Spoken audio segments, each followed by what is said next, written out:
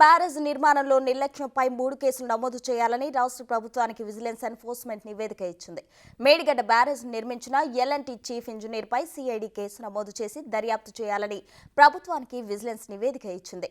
Barrage పని పూర్తి కాకముందే పూర్తయినట్లు డిఫెక్ట్ లయబిలిటీ పీరియడ్ ప్రారంభమైందని చీఫ్ ఇంజనీర్ వెంకటేశ్వర్లు లేఖ రాయడాన్ని ప్రస్తావించింది. బ్యాంకులో ఉన్న 150 కోట్ల రూపాయల గ్యారంటీలను వెనక్కు ఇవ్వాలని లేఖ రాయడాన్ని తప్పుబట్టింది.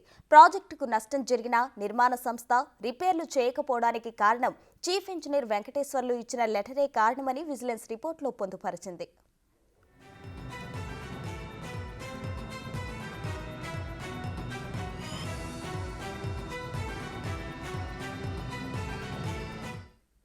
బ్యారేజ్ నిర్మాణం తర్వాత కాఫర్ డ్యాంను తొలగించకుండా నిర్మాణ సంస్థ నిర్లక్ష్యం వహించింది. ఈ చర్య వల్లే మేడిగడ్డ బ్యారేజ్ డ్యామేజ్ జరిగిందని మరో కేసు పెట్టాలని విజిలెన్స్ సిఫార్సు చేసింది. కాంట్రాక్టర్లకు చెల్లించిన బిల్లులపై సరైన రికార్డులు లేకపోవడంపై మరో కేసు నమోదు చేయాలని విజిలెన్స్ రిపోర్ట్ చెబుతోంది. ఈ 3 కేసులు సిఐడి ద్వారా నమోదు చేసి విచారణ జరపాలని ప్రభుత్వానికి విజిలెన్స్ అండ్ ఎన్ఫోర్స్మెంట్ సిఫార్సు చేసింది.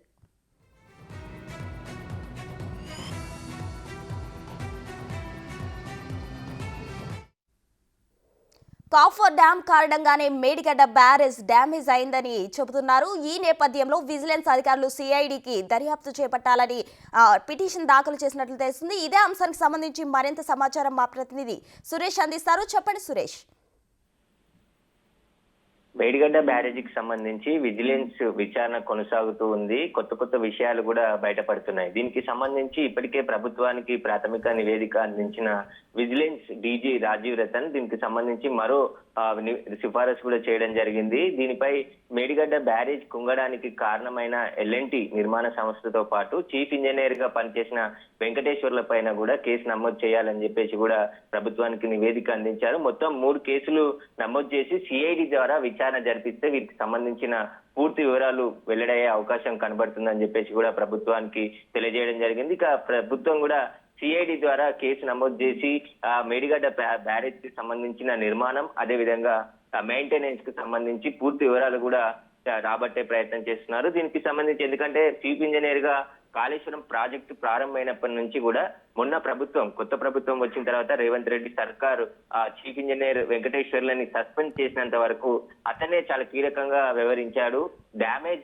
డ్యామ్ పూర్తి కాకముందే పూర్తయినట్టు దానికి సంబంధించిన సర్టిఫికేట్ జారీ చేయడం వల్లనే ఇప్పుడు నిర్మాణ సంస్థ నిర్మించడానికి తప్పించుకుంటుందని కారణమైందని చెప్పేసి కూడా రిపోర్ట్ లో పేర్కొనడం జరిగింది. దీనికి సంబంధించి ఒక కేసు, దానికి మళ్ళీ బిల్లులకు సంబంధించి మేడిగడ్డ బ్యారేజీకి సంబంధించి బిల్లులు ఏ విధంగా చెల్లించారు, దానికి సంబంధించిన డాక్యుమెంట్స్ వాటన్నిటిని కూడా బుక్ మెయింటైన్ చేయకపోవడం వల్ల వెంకటేశ్వర్లు నిర్లక్ష్యంగా వివరించాడని చెప్పేసి మరో కేసు. అదేవిధంగా కాపర్ డ్యామ్ ఏదైతే మేడిగడ్డ డ్యామ్ కి సంబంధించి ప్రాజెక్ట్ నిర్మించారో దానికి ముందు ఒక కాపర్ డ్యామ్ నిర్మించారో ఆ కాపర్ డ్యామ్ ని తొలగించకుండానే అక్కడే ఉంచారు. దానికి సంబంధించి విచారణ జరపకుండానే దానికి తొలగించకుండా సర్టిఫికేట్ జారీ చేయడంతో ఈ నష్టం జరిగిందని చెప్పేసి కూడా విజిలెన్స్ అధికారులు గుర్తించడం జరిగింది. ఎల్&టీ కంపెనీకి సంబంధించిన 150 కోట్ల గ్యారంటీలను కూడా విడుదల చేయాలంటూ కూడా బ్యాంకు లెటర్ రాయడం జరిగిందని చెప్పేసి కూడా విజిలెన్స్ అధికారులు గుర్తించడం జరిగింది. మొత్తం ఎన్ని కేసులు నమోదు చేయడం జరిగింది సురేష్? ఒకవైపు విజిలెన్స్ ఎంక్వైరీ జరుగుతూనే ఉంది. దీంతో పాటు దీనికి అనుబంధంగా ఎందుకంటే వీళ్ళని విచారించాలన్నా అరెస్ట్ చేయాలన్నా సిఐడి ద్వారా విచారిస్తే దీనికి సంబంధించిన పూర్తి సమాచారం వస్తుంది. కాబట్టి ఇటు విజిలెన్స్ రిపోర్టు రెడీ చేస్తూనే మరో కేసు 3 కేసుల పాటు ఎందుకంటే ఇక్కడ వెంకటేశ్వర్లు ఎల్&టీ కంపెనీపై మరొక కేసు, కాపర్ డ్యామేజ్ కి సంబంధించి తొలగించకపోవడం, 150 కోట్లకు సంబంధించిన బ్యాంక్ గ్యారంటీలను విడుదల చేయడానికి ఒక లెటర్ ఇచ్చారు కాబట్టి దానికి సంబంధించి ఒక కేసు, అదేవిధంగా కాంట్రాక్టర్లకు చెల్లించిన బిల్లులో సరైన రికార్డ్స్ లేనందున మరో కేసు. ఈ 3 కేసులు కూడా నమోదు చేసి సిఐడి ద్వారా విచారణ చేస్తే మేడిగడ్డ బ్యారేజీకి సంబంధించిన పూర్తి సమాచారం కూడా వస్తుంది. ఎందుకంటే వెంకటేశ్వర్లు చీఫ్ ఇంజనీర్ గా ఉన్నాడు కాబట్టి ఆయన ప్రభుత్వ ఉద్యోగి కాకుండా కాంట్రాక్ట్ కి సంబంధించిన ఉద్యోగిగా ఇక్కడ వివరించి కాంట్రాక్ట్ కి లబ్ధి చేకూరే విధంగా కూడా చర్యలు ఉన్నాయి. కాబట్టి పూర్తి విచారణ ఇటు విజిలెన్స్ టెక్నికల్ గా విచారిస్తుంది. దీనికి సంబంధించిన పూర్వ చీఫ్ ఇంజనీర్ రిటైర్డ్ చీఫ్ ఇంజనీర్ల సహాయం కూడా తీసుకొని రిపోర్ట్ తయారు చేస్తుంది. ఇప్పటికీ మేడిగడ్డ బ్యారేజ్ కి సంబంధించిన శాంపుల్స్ కలెక్ట్ చేసి ల్యాబ్ రిపోర్ట్ కూడా పంపించడం జరిగింది. ఒకవేళ ల్యాబ్ రిపోర్ట్ వచ్చినట్టయితే ఆ మేడిగడ్డ ప్రాజెక్ట్ కి సంబంధించి పూర్తి అంచనా వేయవచ్చు. ఎందుకంటే నాణ్యత ఏదంటే రెడీమిక్స్ కాంక్రీట్ సంబంధించిన మెటీరియల్ కి శాంపుల్ ని పంపించారు కాబట్టి ఆ శాంపుల్లో నాణ్యత లేదని తెలిస్తే కంప్లీట్ గా డ్యామ్ నే పూర్తిగా తొలగించాల్సిన పరిస్థితి ఉంది కాబట్టి పూర్తి వివరాలన్నిటిని కూడా ఇటు ఒకవైపు విజిలెన్స్ అధికారులు దర్యాప్తు చేస్తూనే ఇప్పుడు బయటపడ్డ విషయాలపైన కూడా సిఐడి 3 కేసులు నమోదు చేసి విచారిస్తే వీటికి సంబంధించిన పూర్తి వివరాలు కూడా వెల్లడయ్యే అవకాశం ఉందని చెప్పేసి కూడా విజిలెన్స్ అధికారులు ప్రభుత్వానికి తెలియజేయడం జరిగింది. ప్రభుత్వం ఇప్పుడు సిఐడి ద్వారా కేసులు నమోదు చేసి విచారణ జరిపిస్తే పూర్తి వివరాలు కూడా వచ్చే అవకాశం ఉంటుంది.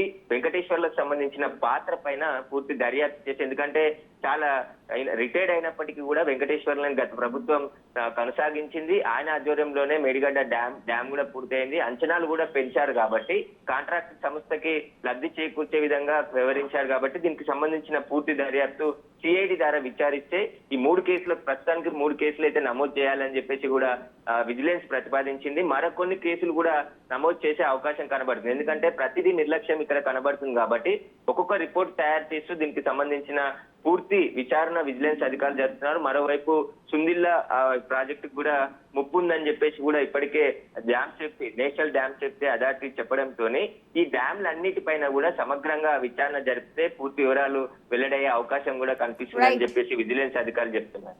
Right Suresh, thank you.